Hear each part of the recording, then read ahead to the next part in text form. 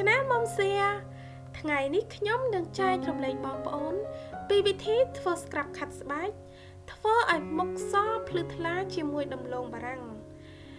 ដោយដែលបងប្អូនបានដឹងស្រាប់ហើយថាដំឡូងបារាំងមានផ្ទុកនូវសារធាតុដែលអាចជួយធ្វើឲ្យស្បែកសម៉ត់ភ្លឺរលោងនិងធ្វើឲ្យស្បែកទន់និងកាត់បន្ថយស្នាមអុចខ្មៅនិងជាំមុខ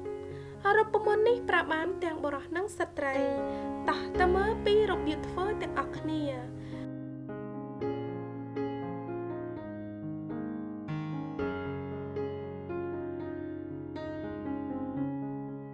ដំបងយកទឹកដំឡូងបារាំងហើយចាក់វាចេញដោយប្រុងប្រយ័ត្ន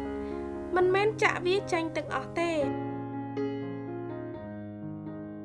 អ្វីដែលយើងត្រូវការនោះគឺល្បាយនេះបន្ទាប់មកត្រូវដាក់លេលាបមុខ1ស្លាបព្រាបាយ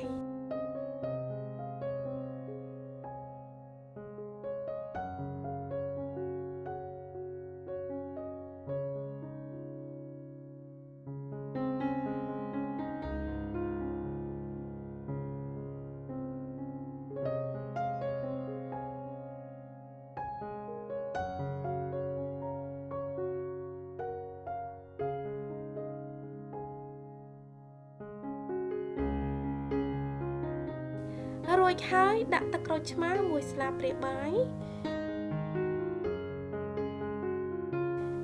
និងចុងក្រោយដាក់ស្ករស2ស្លាបព្រាបាយ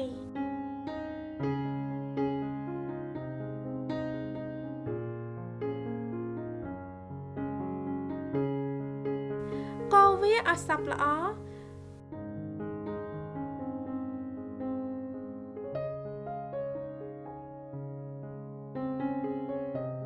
scrap ខាត់ស្បែករបស់យើងគឺបានរួចរាល់ក្នុងការប្រើប្រាស់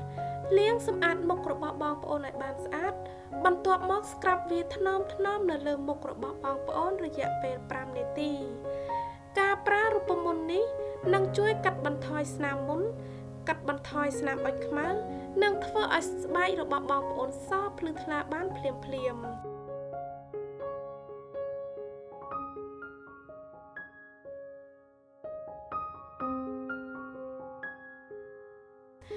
បន្ទាប់ពីខាត់រួចហើយទុកចោលរយៈពេល15ទៅ20នាទីទៀតសំលាងទឹកចេញជាមួយទឹកធម្មតា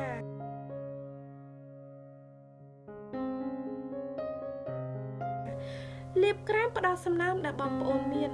ប្រើរូបមន្តនេះ2ទៅ3ដងក្នុងមួយសប្តាហ៍ដោយដែលបងប្អូនបានឃើញស្រាប់ដៃរបស់ខ្ញុំមើលទៅសម៉ត់ភ្លឺរលោងតាំងពីការប្រើប្រាស់លើកដំបូងសូមឲ្យវីដេអូនេះមានអត្ថប្រយោជន៍សម្រាប់បងប្អូនសូមចុចលើផ្ទាំងវីដេអូខាងលើដើម្បីមើលរូបមន្តនិងគន្លឹះបន្ថែមទៀតសូមអរគុណសម្រាប់ការទស្សនា